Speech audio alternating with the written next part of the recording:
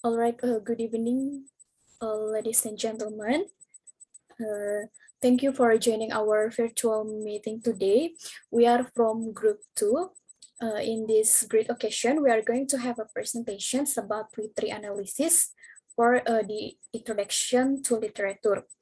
But before we continue to our main analysis today, please allow me to introduce myself and my other group members. My name is Nikade Sudiani, NPM 175.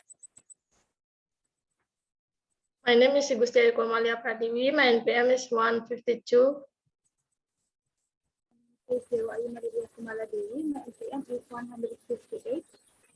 And one of our members, Niputu Eni Octaviani, NPM 169, who doesn't come for to this meeting or to these presentations. Now for the first sections will be explained by Dewa Ayu. Time is yours. First have Age of Culture. Age of Culture is the period between 1343 until 1450, or in between the Middle English literature period on 1066 until 5000. It marked the first significant literature age in English literature. And work of the age, the title is Truth by Jeffrey Chaucer.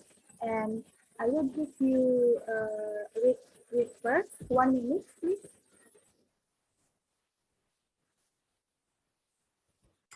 All right, thank you, Dewa Ayu. For the all student, we will give you 1 minute's time to read about the work of the age related to the poetry or poem entitled Truth by Jeffrey Chaucer. You have 1 minute's time to read all the poetry. Thank you.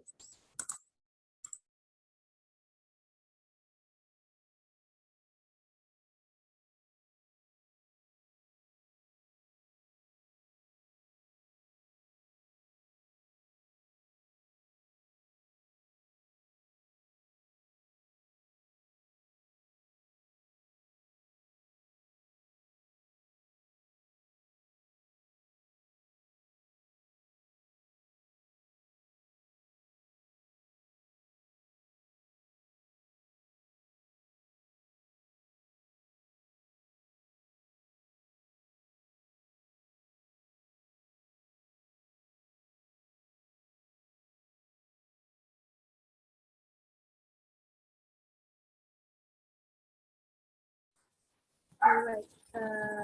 Can you finish for the process? Yes, finish. Thank you, Lida. Suryani, can you next slide, please?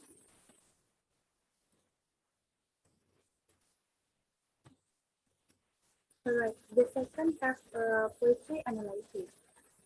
Poetry analysis have 6 points. The first is points published. The second is fact about culture. And the third is physical analysis. And the fourth is topic. 5 is them. The 6 is vocabulary. And the 7 is poetic device. And the last is event. Next. Poetry analysis. The first is points publishes 1400. The second, first about Chaucer. He was born in London, England, 1343. Geoffrey Chaucer was the greatest poet of the Middle Age and is regarded as the father of English literature. Geoffrey Chaucer took part with the royal service in the early to 1360s. Geoffrey Chaucer, second for the poetry grew his career at Spain.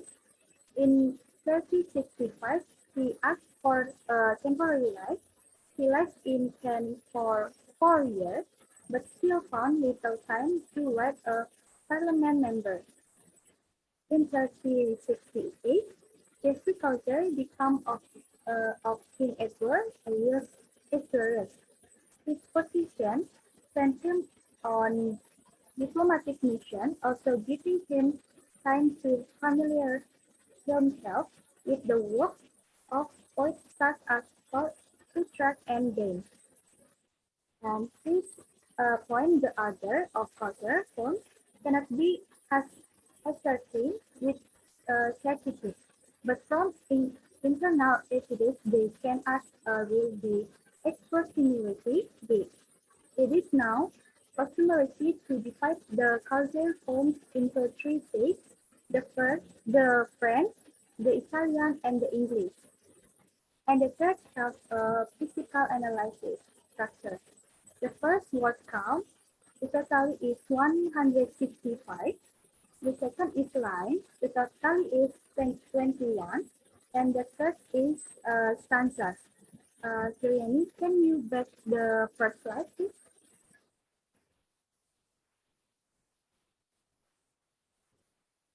All right. And this is, you can count for the word count. You can count from word count by word. The total is 168. And the second is lines. You can count from sentence by sentence, and the total is 2001. And the last is stanzas. Stanzas you can count for paragraph, and the total is 3 paragraphs. Alright, Chiani, next. Yeah. And the four is topic. The importance of truthfulness. The poet said that the man on earth is just figuring and his real home in heaven. So he shall pray, Hamnon, like by the word of God, and be content with he has. He shall not turn after roading, praise or love, and so be sanctified with the has, however small it is. And the next class will be continuing with my friend Mia. Michelle.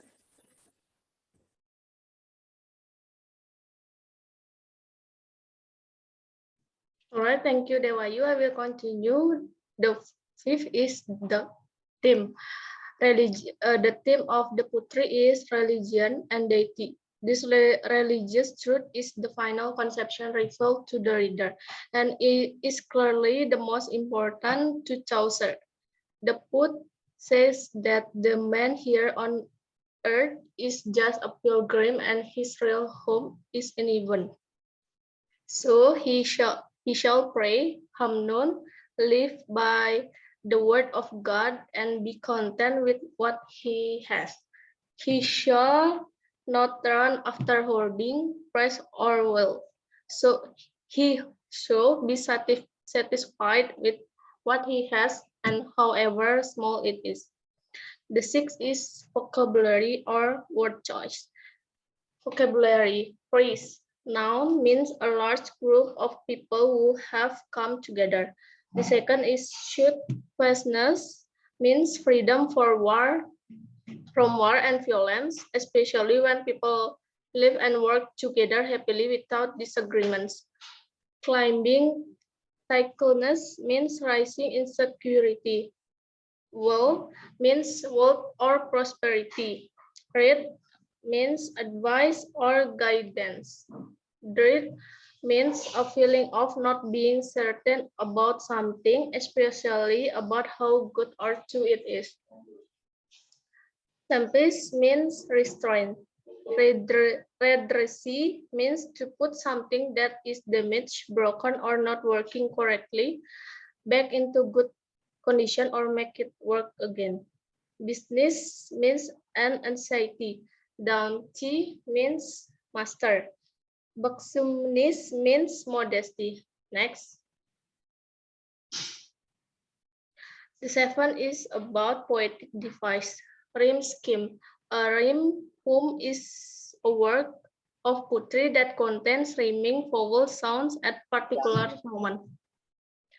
A sonnet is a short lyric poem that consists of 14 lines, typically written in iambic pentameter, a spelled syllable pattern of stressed and unstressed syllables. The structure on this poem can be divided into 3 quatrains, 4 line stanza, plus a final rhyming couple, 2-line stanza. The Shakespearean sonnet rhyme scheme is abad, ABAB, CD, EF, GG. Alliteration. Alliteration is the repetition of the same letter sound across the start of several words in a line of text. The main reason to use alliteration in poetry is that it's sound pleasing. It's meant to get the attention of readers or listeners. In this poem, the alliteration is tithing to, for, head. Repetition is an important poetic technique that sees writers use words, phrases, image, or structures multiple times within a poem. As a writer, repetition is one of the most fundamental tools you have in your toolkit. It is incredibly important when creating motifs or using any kinds of repeating symbol that define something in your story. The example repetition is Fort, Pilgrim, Fort, Beast, out of style. Imagery. In poetry, imagery is a vivid and vibrant form of description that appeals to readers' sense and imagination related to the fifth sense. Here, hence, imagery allows the readers to clearly see, touch, taste, smell, and hear what is happening, and in some cases, even empathize with the poet or their subject. The imagery that is used here is the visual imagery, like a small breeze or crowd, tempest or storm, war and awe or penusuk, croaky or panic, wilderness or hutan belantara. Now, and look up text. The next slide will be continued by my friend Sureni. Time is yours. All right, thank you, Lydia, for giving me the times. Now I'm going to continue the presentations with the result of the sonnet rhyme. Here are the sonnet rhyme that you can see on this on the slide. That the stanza is divided into view of end of stanza.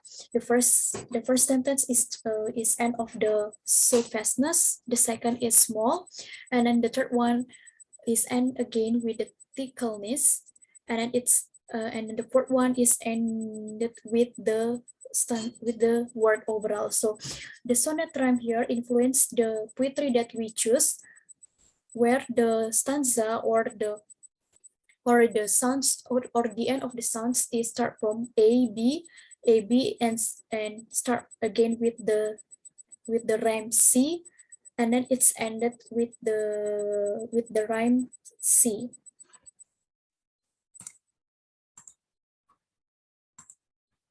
For the next point is about vocabulary analysis. The variety that we have seen in Chaucer's dialects is also found in his vocabulary. During the Middle English period, English was heavily influenced by the French spoken by the aristocratic Norman invader. Because French was also the language of courtly literature and fashionable manners, much of the vocabulary of polite discourse and behavior was drawn from French. That's why on these poems we found and also we heard about some of the weird word. Latin was another important source, especially in the area of religious writing, as Latin was the language of the Church and the Bible. The structural similarities between English and Norse, both are Germanic language, combined with the tendency for Viking to settle among the intermarry with Anglo-Saxon, promoted borrowing of more everyday words from Old Norse. And then by the later Middle English period, in which Chaucer worked, many of the grammatical inflections that characterize the Old English period had already fallen out of use. The only non-ending that survive into Chaucer dialect are the es ending that indicates oppositions, and the es ending that is added to a noun to signal when it is plural. There are, however, a handful of nouns that preserve an alternative Old English and plural ending found today in ox or oxen, for example, and then tune for a tus and shun for shoes, but these often appear alongside equivalent with the much more frequent. There are, however, a handful of nouns that preserve an alternative Old English and plural ending found today in ox or oxen, for example, and then another word like tune as well as the shoes. And Chaucer's pronoun system shows a mixed paradigm. He used the Old Norse form for the nominative pronoun they, but Old English derived here or her and him. The only appearance of their endem in Chaucer works are in the Revie's Tale, where they form part of the Northern dialect spoken by the two Cambridge students, Allen and Jones, demonstrating that at this time they were still perceived to be Northern names. So by this analysis, we can infer that the truth poetry by Geoffrey Chaucer was using two kinds of language, those are the French and Latin. And then another analysis that we found is about the auditory imagery is Fort Pilgrim, Fort Beast, out Thai stall, something that expressed by the writer, wishing that the reader would listen and paying attention to what the writer intend to tell or emphasize, like shooting the repetition. And then the figurative language is phrasing that goes beyond the literal meaning of word to get a message or point across. Hold the Hague way and lay Thai goes the lady. This kind is hyperbola because there is no a possibility for holding the way. And then the second is tempesty, no alcrook to redressy, interest of higher that turn it as above. The stanza begins with the acknowledgement that while the reader should be aware of the suffering of others, they also cannot concern themselves with trying to solve all of the world's problem. They should or tempest means restrains themselves from trying to redressy, or meaning fix and repair. Everything that is crooks, trusting in higher, it's mean her, referring to the Lady Fortune to support their efforts. After all, Lady Fortune, who turned it as a ball, or turned as ball in that she always present a different face to everyone who observed her, could just as easily turns again the reader, atau dalam bahasa Indonesia we can say it badalah engkau sia-sia, all bengkok untuk memperbaiki. Dalam kepercayaan seorang yang berubah sebagai hal baik tersebut dimulai dengan pengakuan. So here, I have a translation in Indonesia. If we translate all the word in Indonesia, it sounds weird, but because it's involved with the French and Latin language, that's why we have to analyze and know the exact meaning in English. And then for the this is another example of figurative language that we use. The last is daunted thyself that dauntest others did. It's mean like hyperbola, because there is no possibility for throwing yourself or body, since it's like something that refer to non-movement thing. All right, that's all about our presentation today. Thank you for your nice attentions. And if you have any comments about our analysis, please feel free to let us know. Thank you.